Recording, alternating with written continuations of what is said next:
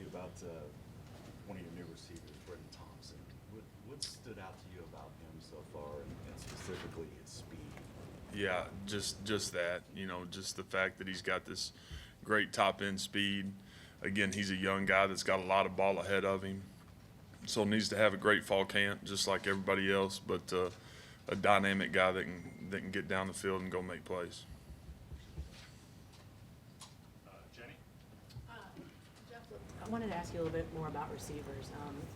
Emmett Jones obviously coming into his first year with you guys. What are you expecting him to bring to that group? And obviously you've got a lot of new faces. Yeah. What's sort of his relationship been like so far with those guys? Consistency and toughness. A guy that's been through a lot, that's got an incredible story, that's got, all these different experiences that he's gone through to put him in the situation that he's in today, and being able to share that with his guys, and so I think that part of it's been great for the room.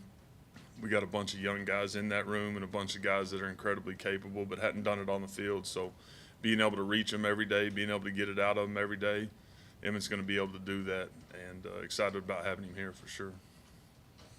George?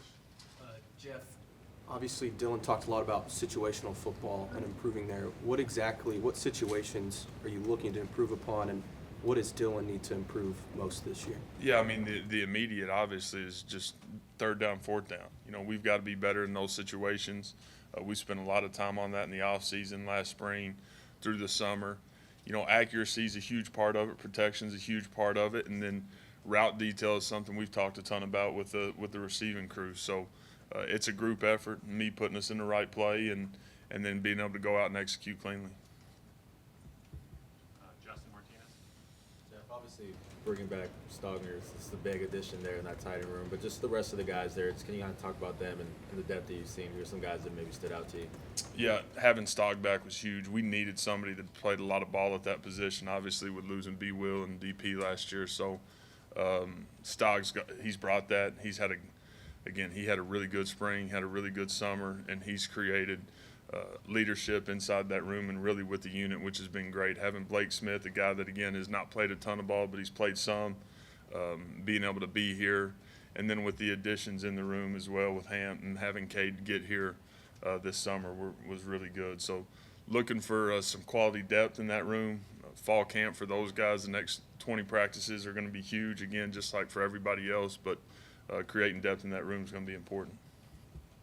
Okay, we'll come over to this side. Jesse Grindon. Hey, Jeff. I wanted to ask you about the running back room. Obviously, Eric Gray being a really productive guy last year. With some young guys in that room, how do you kind of hope things shake out in that room during fall camp? Again, I think we've got guys that are incredibly capable, whether you look at Marcus and what he's done when he's been able to be on the field. I think everybody knows that I'm a fan of his, and a guy that's incredibly talented. We got to be able to keep him on the field. He's got to stay on the field. And then you saw flashes from a couple of the young guys, obviously, last year with Javonte and Gavin. And those guys have taken their role, and they've ran with it. There's a ton of trust with those two guys. Again, what they were able to do as true freshmen, especially towards the end of the season. Gavin didn't play much. Javonte played obviously a little more, but excited about where they're at. But where they're going is going to be a lot of fun to watch. Eli? Jeff, with the running backs and the young guys, there's no way to prepare them for a 12, 13 game season other than going through that, right? Yeah, that's absolutely part of it. We talk about it all the time. Experience, you got to live it. No, there's no doubt. For them, then, how do you, I guess, get that going, knowing you're going to have to lean on them and that they may have to carry a bigger load than they ever have before? Yeah, I think the good thing is I do think there's quality depth in the room. Again, with Marcus, with Javonte, with Gavin, with Tawee, having Caleb Hicks here, having Hollywood here, we've got real depth inside the room. And so I think that's a huge part of it, being able to go have a great fall camp, get a ton of work in, and at the same time making sure that we are ready for this 13, 14-week season, as we get going. James? Jeff, at the end of last season, you weren't satisfied with how your offense did, even though you've scored points and things like that. As you get ready to go into camp, where do you think you are offensively, and what are your biggest goals going into this camp? What do you need to do? Yeah, I think we're in a lot better place today than we were a year ago today. Obviously, being year two, that's everybody inside the unit. I think that's obvious. But the next part of it is going into fall camp, man, we want to create great efficiency. You know, we've got to be able to run the football whenever we want to run the football and when we have to. And so doing those two things, I think, will help us tremendously. That'll help us situationally as well. And those are two things that we're going to continue to talk about as we're straining through camp. Back to the right side, Barry. Jeff, you said on Dylan, third and fourth down efficiency. Yeah. How do you practice that? Yeah, you put them in those situations, you know, and we did it a bunch in the spring. We spent a lot of time watching a ton of ball, watching, you know, whether it's the best third down offenses in the NFL or the third down offenses in college football, you know, watching those guys operate over and over and over, looking at the route detail, understanding the protection piece of it from the QB standpoint, from his seat, and being able to put us in the right situation there are all critical things that he's had great growth in. And again, accuracy is going to be a huge part of it at the end of the day with, you know, with smaller windows and tighter windows in those situations where we got to pitch and catch too. I guess what I mean is what's the difference between that and second down? I mean, in the game, there's more pressure. Yeah, well, the best How do you replicate that on Tuesday? and we've talked about this a ton, the best third down is not getting the third down, being great on first and second down, obviously. So, again, those guys understanding the heightened urgency inside those situations and being able to go out and produce over and over and over again to keep us on the field. Okay, over here, second row, Dean. Coach, a couple of taller receivers that kind of have had a little bit of intrigue, but are kind of out there. At least I don't know their status right now. Nick Anderson and Gibson. Yeah. Where are they? Yeah, both of those guys, they had good springs. They've had really good summers. Nick, I think, is healthier than he's been since he's been here. A guy that is really confident right now in how he's going about his business. Jay Gibb is steadily matured every single day and worked himself into a really good spot. Jay Gibb is a guy that's incredibly talented, and along with Nick. And these guys are freshmen that are going into year two that we're looking to see a huge jump. And guys, again, that are incredibly capable, got to go do it. Ryan Chapman. Jeff, talked about Austin Stogner and Blake, what they bring. How difficult is it to make sure that those guys are ramped up to where they need to be heading into the season while also trying to develop that depth behind them with the younger guys throughout camp? Yeah, with some of the ways that we practice with multiple walkthroughs inside of one walkthrough setting or multiple 7-on-7s inside of a 7-on-7 setting, you're getting a bunch of reps for a bunch of guys. And so we'll continue to monitor that and make sure that those guys are getting the reps they need to get them where they need to be. Let's go to Colton Sully. Jeff, I want to ask about Jackson. After spring and summer is over now, what are your goals for him this fall? Yeah, for him to continue just to entrench himself in the offense and create trust and command. You know, those are the things that we need to see him do. Again, he had a good spring. He's had a really good summer. These guys have worked incredibly hard. He's spent a ton of time in the building. So just finding ways to create experience, you know, and create a voice as he's working through it with Dylan being the guy. Okay, in the way back, John Hoover. Yeah, Jeff, I heard you make reference last week to the way you phrased it was something like the issues we faced last year and the issues we face this year are night and day difference. Can you kind of elaborate on some of the issues that you faced last year and how you guys had to deal with those and how this year's different? Yeah, the thing that comes to mind, Coach V talks about it all the time, but it's competitive depth. We've got more than one guy in every single room at every single position that can go operate and go play at a high level. And I think that today is a little different than where we were a year ago today. So that's going to be a huge part of it, just like we just talked about the rep count in fall camp, to be able to get guys ready to go play at a high level and everybody in the room understanding regardless of who's in, we expect to play at a high level. That's the expectation, and be able to go score and take care of the football and have ball control and run the rock and be great situationally. And it doesn't matter who's in the game. So that's going to be a huge part of fall camp, you know. And again, we're in a much better place from a roster standpoint today than we were a year ago today. Okay, we'll go right side, second row, James Jackson. Coach, how do you feel like having an experienced quarterback like Dylan Gabriel on your offense? How does it affect things for you? Do you feel like you're more creative? Yeah, I absolutely do. You can put a little more on Dylan, and again, he's now played a ton of ball, and this is a guy that, you know, stay healthy. He's going to go. I mean, I would like to think he's going to be a top 10 passer in the history of college football. You know, and that's something that that matters. You know, he's going to have a ton of production. He's had a bunch of production. He's got to play better. I got to call it better. We've said that. But that guy allows you to put a lot on the entire unit because he's played a whole bunch of ball. And we'll go back to Jamie. Jeff, you got pretty consistent play out of your offensive line last year, but lose some pretty good pieces Yeah. too. Where are those guys, and when you talk about more efficient offense, what's their role in all of that? Well, it's a huge piece of it. We've gotten to a point today where we feel pretty good about it. I think we got a chance to feel great about it as we get into week one, with Walter at left and Tyler at right, Rame obviously being back at center, McCade at right guard, and then, you know, the left guard position being able to go battle in camp. And again, we've got guys behind those guys that are real players. So that's the fun part of it. We've got to have a great camp. We've got to stack days, one on top of the other, but I got a feeling we're going to really like where we are up front going into week one.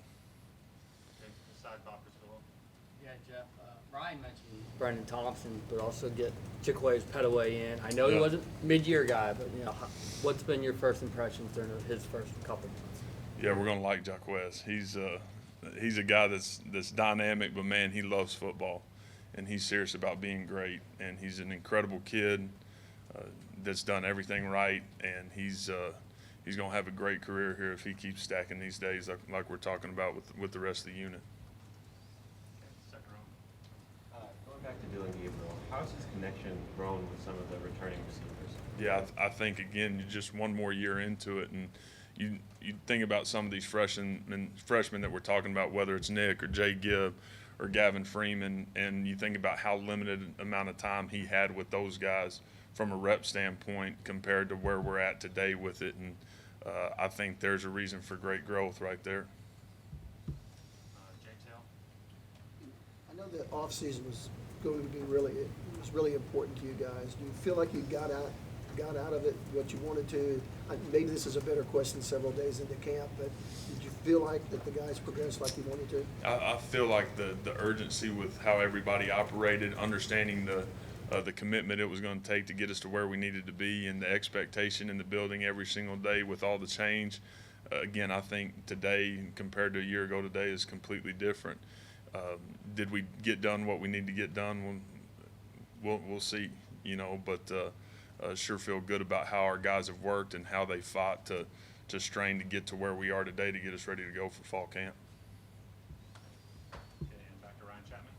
Jeff, last year, just how things worked out, it was pretty short wide receiver rotation. For you, just ideally, how many guys, do you have a number of guys you'd love to be able to rotate in? Yeah, you want to play 6 or 7 receivers. You want to play 2 to 3 tight ends.